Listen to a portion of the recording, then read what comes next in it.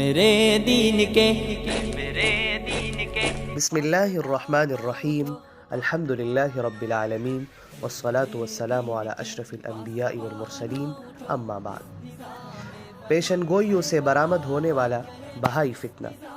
اسی پیشن گوئی سے ایک دوسری بڑی مصیبت یہ کھڑی ہوئی کہ ایک مستقل نیا مذہب اور الگ دین وجود میں آیا جس کو بابیہ یا بہائی کہتے ہیں۔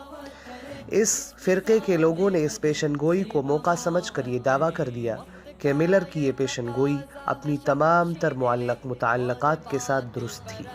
اور بائبل کے باب دانیال میں کی گئی پیشن گوئی در حقیقت اپنے امام کے بارے میں تھی، جن کو یہ فرقہ باب کہتے ہیں۔ اسی سال 1844 ماہ اکتوبر میں اس فرقے کی دعوت سے عوام متاثر ہوئے اور یوں لوگوں میں یہ فرقہ پھیل گیا۔ ابجد کے ذریعے نصوص کے احتمالات کا تعین، نیکفالی کا ذریعہ۔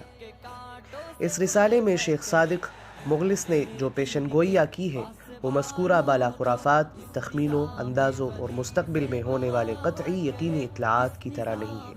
اور نہ ہی قرب قیامت کی نصوص کی تفسیر باطنی ہے،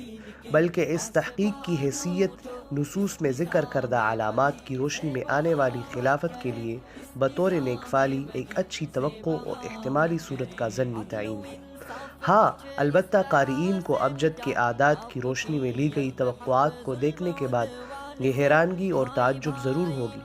کہ شیخ نے ان نتائج کو نہایت تتبع، تالاش اور مشکل کھٹن مراحل سے گزر کر حاصل کیا ہوگا۔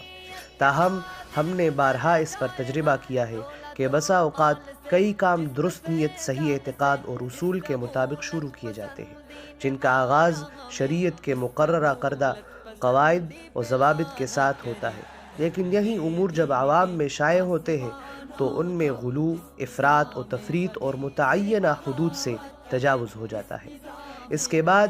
عام لوگ نہ تو ان کاموں میں اپنے مقرر کردہ قواعد و ضوابط کو درخور اعتراض سمجھتے ہیں اور نہ ہی ان شرائط کی اتباع کرتے ہیں۔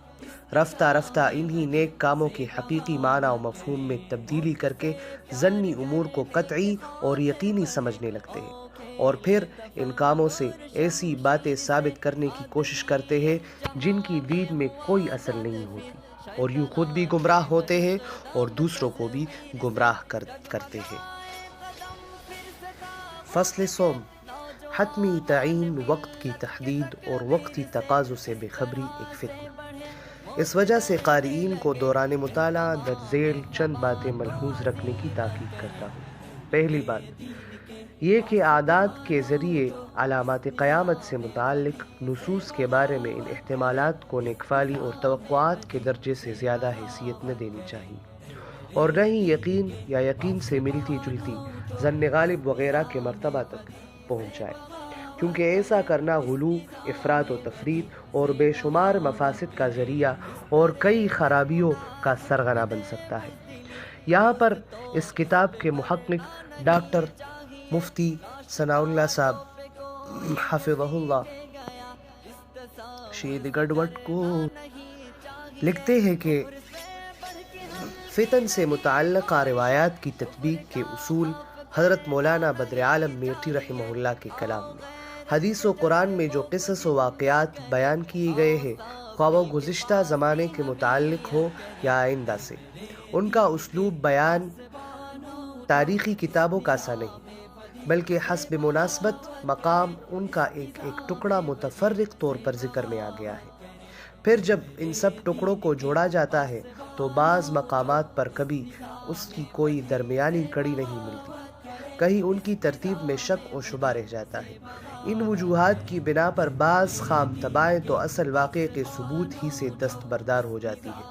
حالانکہ غور یہ کرنا چاہیے کہ جب قرآن و حدیث کا اسلوب بیان ہی وہ نہیں جو آج ہماری تصانیف کا ہے، تو پھر